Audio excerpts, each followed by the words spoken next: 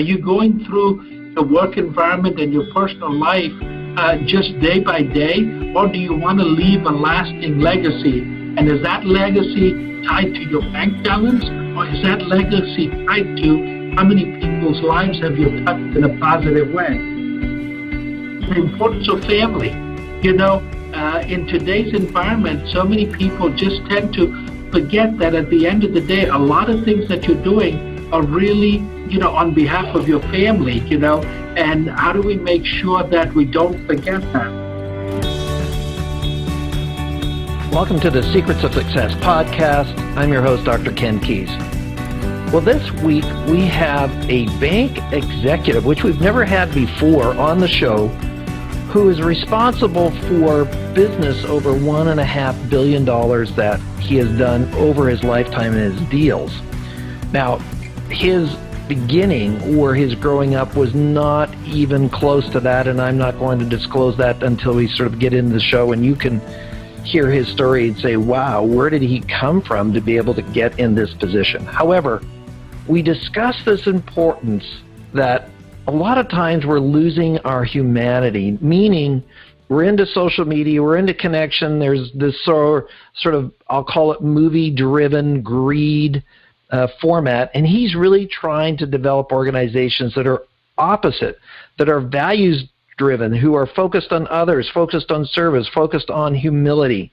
And in that, one of the things we like to do at CRG is to really help equip people to play to their strengths, to realize how they can serve others.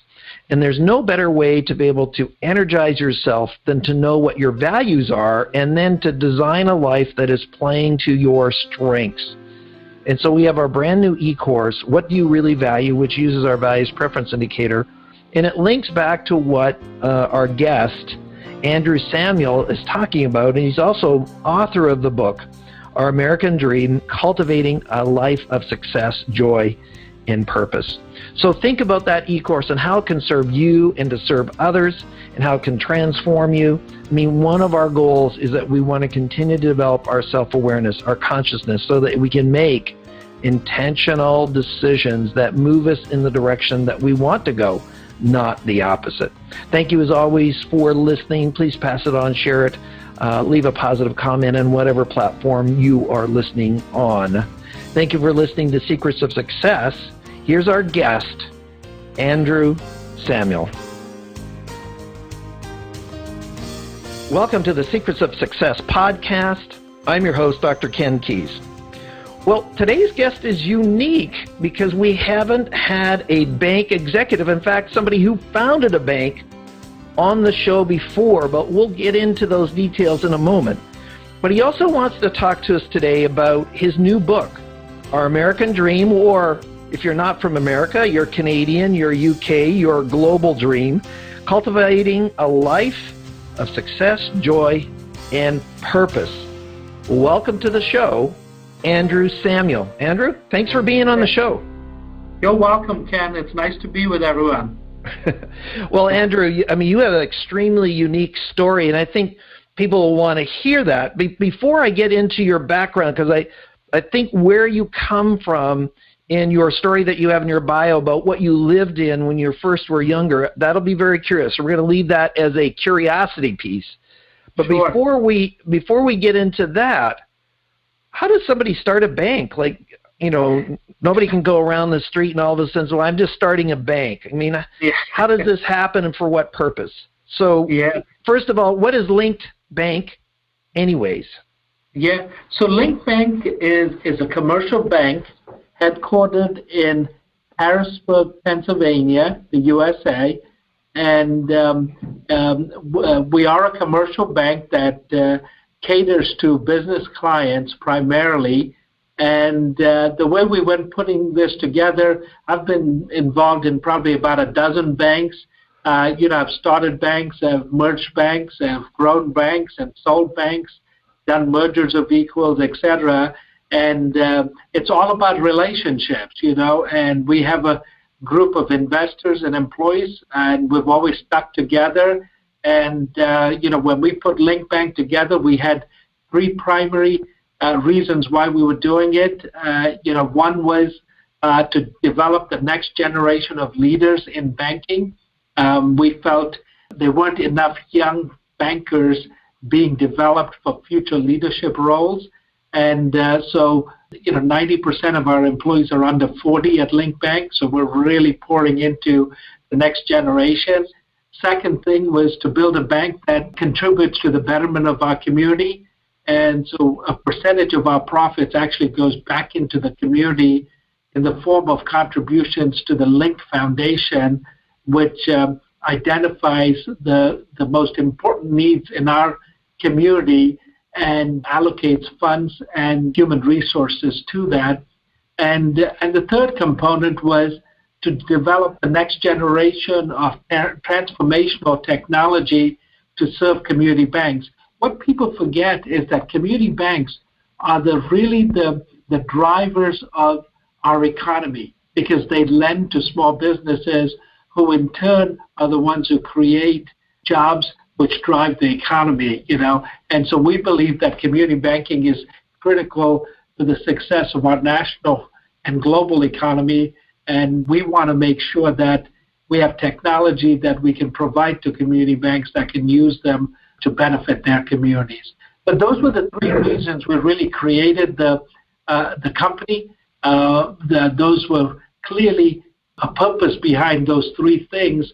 And you'll notice we didn't talk about making money, because we think that, if our purpose is to do the three things that I identified, we will make lots of money. Well, it's interesting. I find it interesting, Andrew, that one of your objectives is your bank just virtual, or do you have brick and mortar locations? Or combination. We're digital and we have brick and mortar.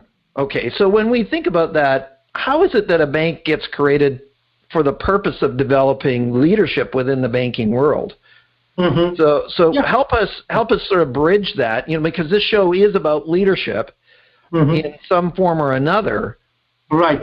How does that become part of a purpose statement for a financial institution?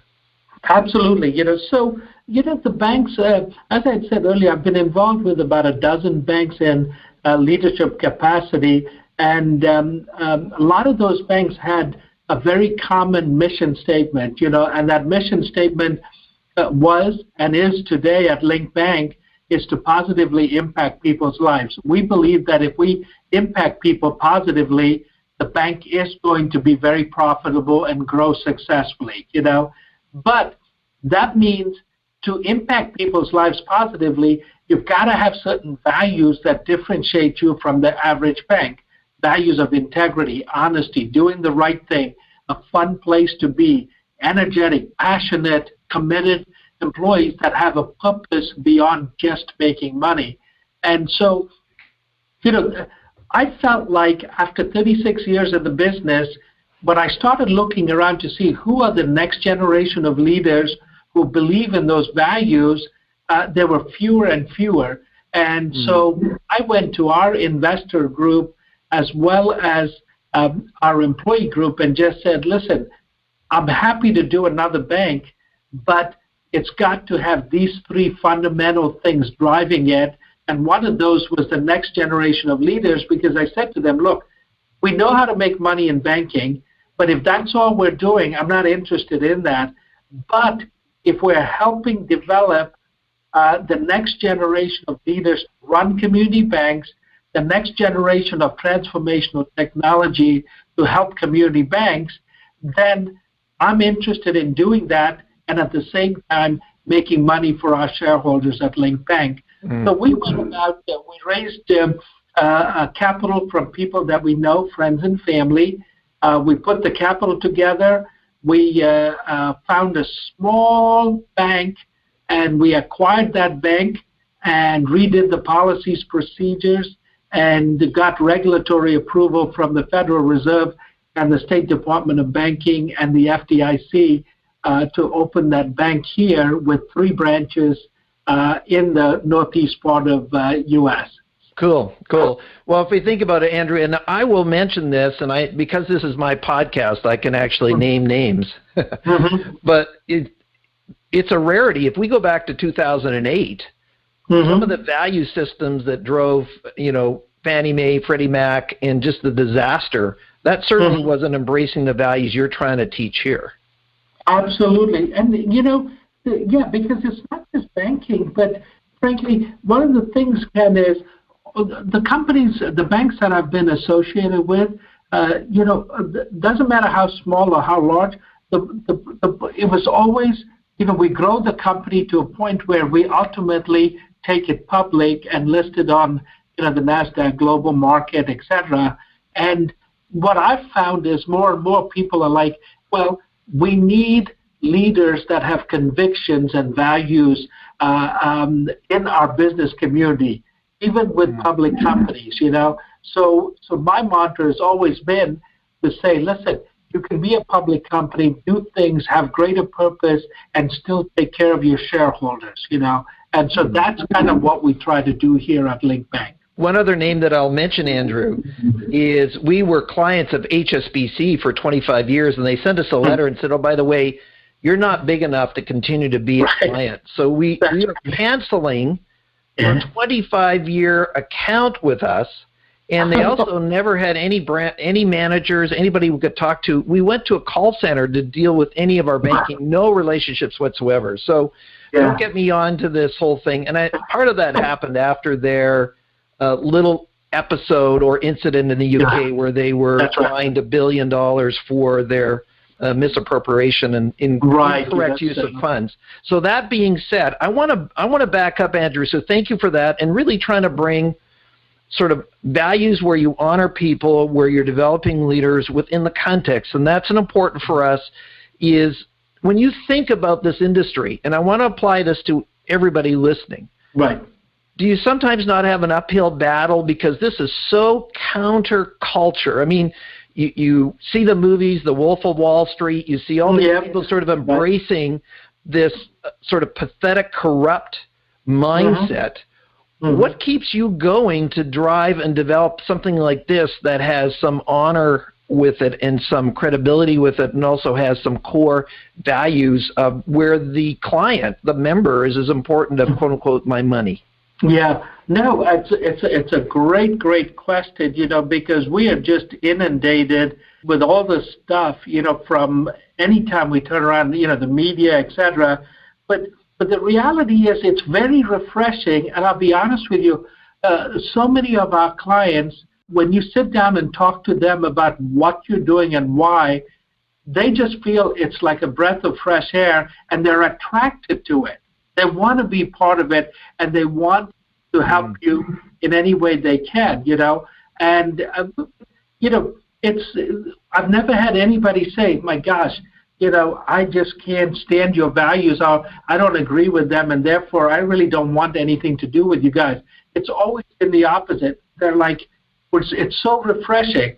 Now, the hard part, Ken, is as a leader, how do you make sure that you're not the only one talking about it, that it's not just splashed on your website, it's not just splashed on your corridors in your offices, but that your employees are living it day in and day out, and it's not a one-man show? How do you get all of your employees to get engaged in living your life that way? And I've found over the years is that the only way to do that is to constantly repeat it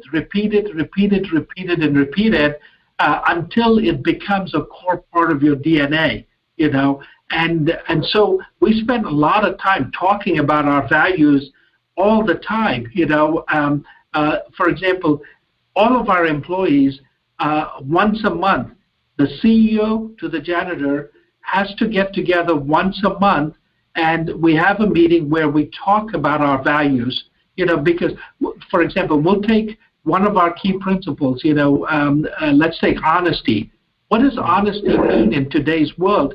Because as you know, a lot of people define honesty differently, but what does honesty really mean, and how do you live it out day in and day out? And because we do this again and again, our people really begin to see that, hey, this is a part of who we are, and if we're not in alignment with that, we're going to feel uncomfortable, and therefore maybe this is not the place for me. We've rarely had that.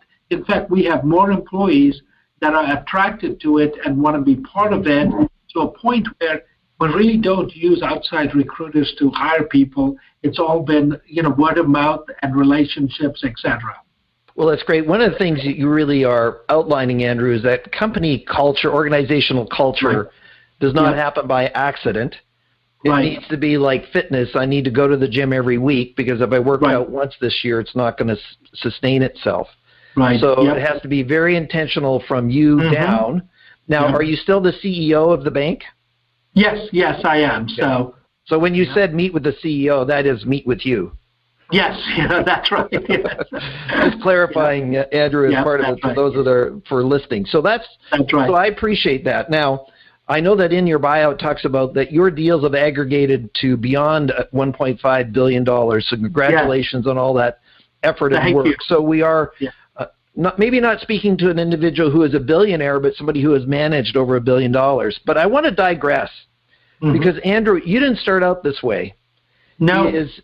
You were in really abject, nearly poverty growing up in India. So tell us about that, where you were living on a dirt floor in India, and now here you are, a CEO who has managed and interacted with over $1 billion of business. How did that happen? Ken, I know what it feels like to be hungry. I remember distinctly my mother telling me to sleep on my stomach rather than my back, because she would say to me, if you sleep on your stomach, you won't feel the hunger pains as you would if you slept on your back, because obviously the pressure of the ground against your stomach helps alleviate some of that.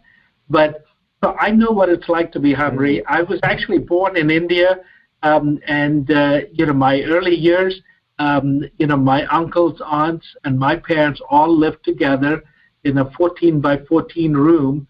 There were 16 of us, children and parents. We stayed in that 14 by 14 room. We cooked there. We slept there. Didn't have running water. We didn't have indoor plumbing. So if you wanted to go to the bathroom, you grabbed a can of water and walked out into the field and did what you had to do, And, we were, but we learned very early how to be entrepreneurs, because, you talked about the dirt floor, and if you sleep on a dirt floor, you get up with dust, dust particles rise, etc. What we used to do is we used to actually follow cattle around and collect the cow dung and bring it back and actually smear the cow dung over our floor, because when the cow dung dried, it locks in the dust. And so once it sealed it, you didn't have dust rising everywhere on the floor for you, I'm not sure, Andrew, that the average person listening to this would be excited about that option. Yes. I can tell you, because the first thing people say is, well, did it smell? And I can assure you, cow dung did not smell, and it does not smell. But the nice thing was, Ken, so we did that, okay?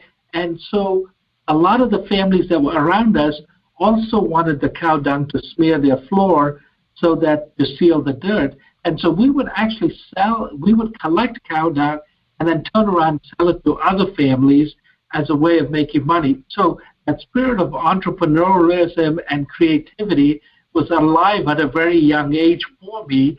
And, when I look back over the years, it's kind of stayed with me.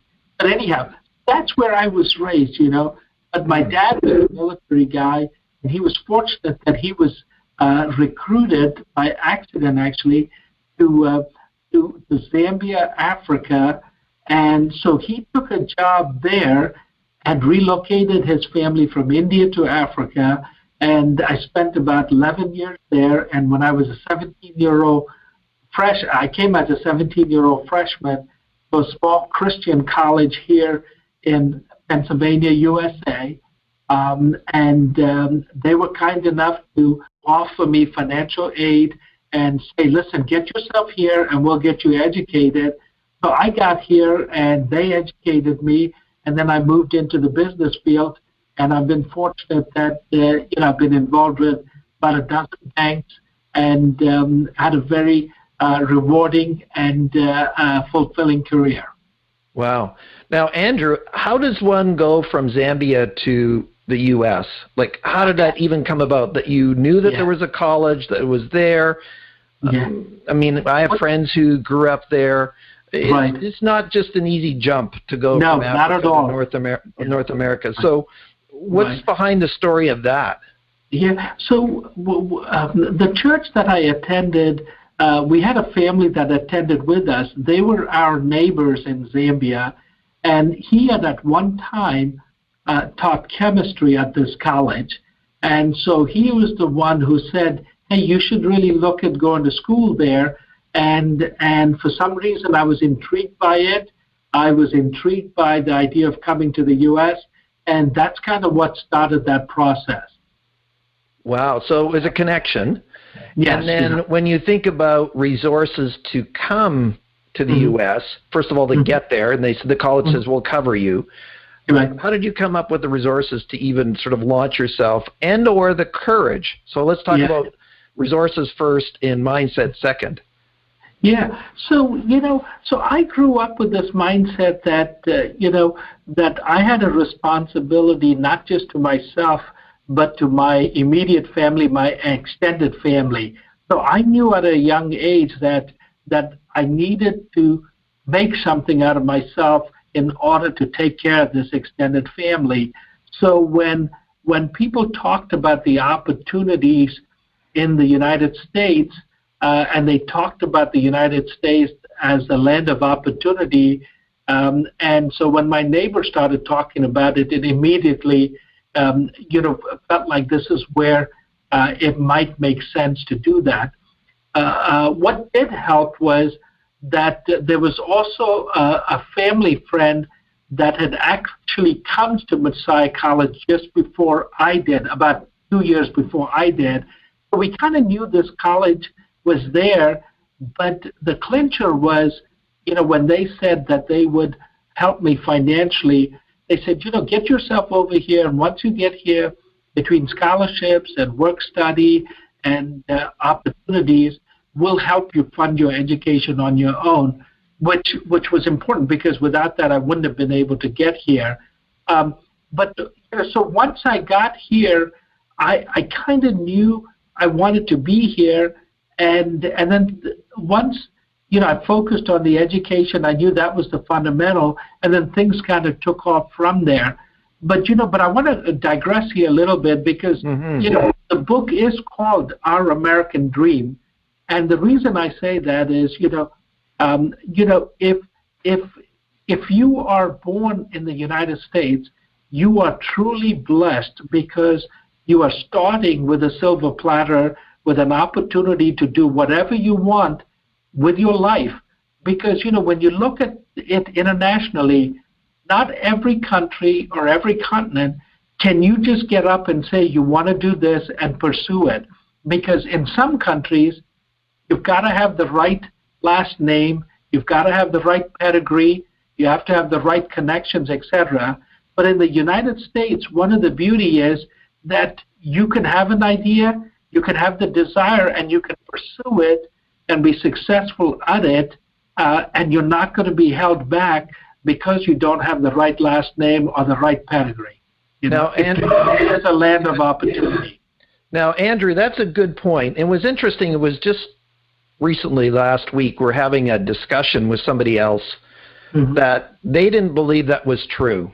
And so when you think about the millennial, and I'm a parent of millennials, so I can kind of go down this stream, is what do you say to individuals who say, I'm oppressed and, they've done all this stuff to me, and they don't take responsibility as you've outlined?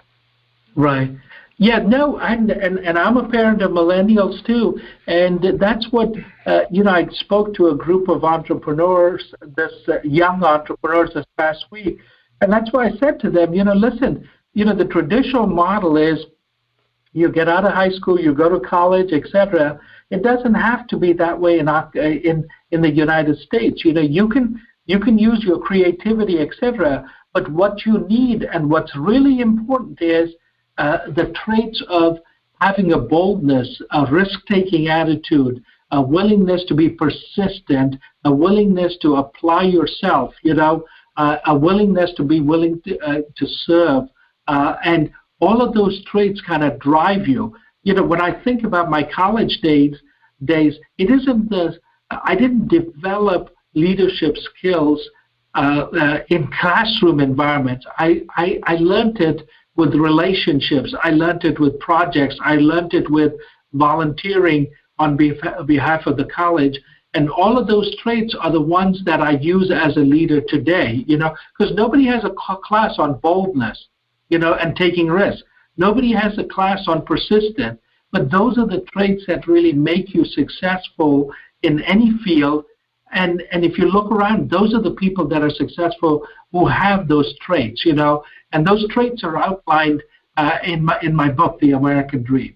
And we're just going to jump into it in a minute. And if you think about a lot of our colleagues who are authors, this idea of resilience, persistence, courage is a common theme. Everybody talks about it. If it's Sylvester Stallone or if it's somebody else along the way, they said they didn't have a silver spoon. So when you think about your characteristics, first of all, you come from two different cultures. So India and Zambia. So how did you adjust to sort of this North American culture once you came here? What were some of the issues that you faced that you overcame? Oh, absolutely. One of the ones that first comes to mind is, when I came here, my first day on the college campus in the cafeteria, everybody's eating with silverware. Well, I had never eaten with silverware because in India and Zambia, we always used our fingers, Wow. And so it was sort of like, now, what do I do here? And what I did was, I just mimicked what everybody else was doing. But the interesting thing was they didn't know that I didn't know how to use silverware, you know what I mean? And so I overcame that, But, I think one of the things that's really helped me is I never looked at myself as I can't compete or I don't belong because I don't have the same experiences. I always took the approach that, that I can overcome these things. I just have to apply myself, be humble, be persistent, be focused, and apply myself. And so that's the attitude I took. But a lot of challenges in my early years, I often think now, we're at some business events now, and it's sort of like I look at the place setting and I look at the silverware, the glasses, the plates, and I think back to this is a guy that, grew up eating off a banana leaf with his fingers, and here I am in these dinners, and over the years I've learned to cope with how to adjust to this environment, Well, it's interesting. You slipped in a word, Andrew, and that was humble. Yeah. There's been a lot of, again, if we think about movies that are out there or Hollywood, humility doesn't strike me as one of the number one characteristics they are modeling in a lot of these movies. Why is how do you reconcile confidence, courage, and humility in one statement? Yeah, it's it's interesting because in our American Dream, there's a whole chapter dedicated to humility. I'm a firm believer that people want to follow authentic leaders that are humble, that are willing to invest in them, engage them, and in today's world, leaders and all business leaders talk about the value of the emotional IQ, the emotional intelligence, and so much of that is really a part of you if you can be authentic, if you can exhibit a humble, serving attitude. People want to follow you, and that's been my trait. Is all these banks that I've been involved with, it's generally speaking the same group of leaders and employees because they enjoy being around our leadership team and our culture, which, one of the cornerstones of it is this whole concept of humility. We readily acknowledge that we're human beings and we all have a certain level of ego, but how do we keep that check? How do we keep that ego in check and instead let our humble spirit kind of come to the forefront instead of our ego coming to the forefront, So, well, Andrew, that's certainly refreshing. And, I agree with you. And it's not always easy because we inherently can be self-centered human beings. That's right. But the reality is if I can focus on others and if I can be humble, then I'm actually going to engage and create a culture that's more open, more fluid, more alive. So thank you for that. That's right. So let's, we have about, a few minutes left, but I want to make sure we get into some of the content of the book. So your book is called Our American Dream, but that can apply to any country that's listening. Right. Cultivating a life of success, joy, and purpose. So what are some of the principles that you have in your book around having success in life, beyond what you've talked about already? Yeah. So, everybody immediately thinks when you talk about an American dream or a life of success, everybody thinks it's about dollars and cents. It's about the financial aspect, and it isn't. I've found in my career that, having a life that is filled with purpose allows it to be a fulfilling life. I've found that, as I said, my personal life and my corporate life, the purpose has always been to impact people's lives positively. And when you do that and you put a smile on people's faces, you put energy into their lives, you put energy into their extended life, it is so fulfilling that it's not the money, it's just that investment that really is so fulfilling to watch. So when you look at the book, there's a number of chapters in there. One of those is, what's, living a life of legacy. Are you going through your work environment and your personal life just day by day, or do you want to leave a lasting legacy? And is that legacy tied to your bank balance, or is that legacy tied to how many people's lives have you touched in a positive way? The importance of family. In today's environment, so many people just tend to forget that at the end of the day, a lot of things that you're doing are really, on behalf of your family, and how do we make sure that we don't forget that? Just stop you for a second there, Andrew, when we're thinking about it. I mean, the stats now, unfortunately, for our young people, and both being fathers of young people, we'll call them young people if they're under 30, is they've never been more alone or felt more lonely and more depression than ever before. Now, you grew up in a 14 by 14 room with 16 people in it. How do you suggest to those of us that are out sort of in life today to overcome some of these things where, you're saying let's build community and family, yet most people are lonely and disconnected? Yeah, absolutely. And that's where, the chapters on, purpose and service come into play, because we have to be intentional about this. Let's face it, the media isn't touting serving others as a way to fulfilling life and a life that is purposeful, And so we have to make sure that we're constantly focused on that and realize that, there is something about serving others that comes back to you in multiple ways in terms of contentment and the focus, etc. But on top of that, when you live a life of purpose, and purpose means, when you're constantly focused on others, and showing a sense of humility, etc. Right now, you're absolutely right. There are a lot of, my children and their peers that are feeling a loneliness, etc. And everybody is getting into the spiral of it's me, because we're forgetting the importance of community, the importance of family, etc.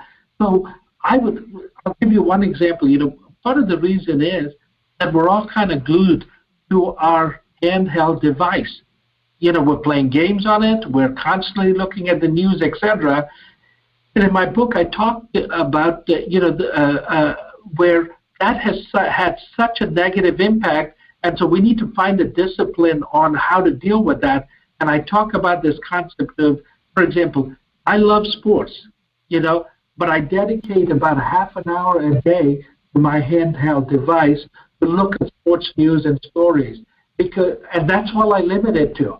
Because I know if I didn't limit it to spend hours on that, but those hours would be taking me away from family and community and relationships and people and what my true purpose is to impact people's lives. When I'm 15 years old, how do I get my teenager to stop doing that? That's, and very, very good question, especially because they're being bombarded from everywhere that's the way to go. And I think one of those is, first of all, us displaying those disciplines, As I said, I limit myself to looking at sports news half hour a day because I know if I didn't do that, I'd spend hours and hours looking at sports news and stories, and that would take me away from building relationships, investing in others, and living a purposeful life by creating meaning for others. And so that's my discipline. We just have to encourage our kids where we can to show them that some of these things are going to catch up with them in the long run, and that ultimately what is going to matter in their lives in the long run is really family, relationships, the communities they're in, and so encouraging them to focus on that. And I'm not saying there's going to be an immediate change, but there will come a time when they'll gravitate towards that, and my hope is that they'll pick up tidbits from, my book and other places that really brings back their priority to what's important.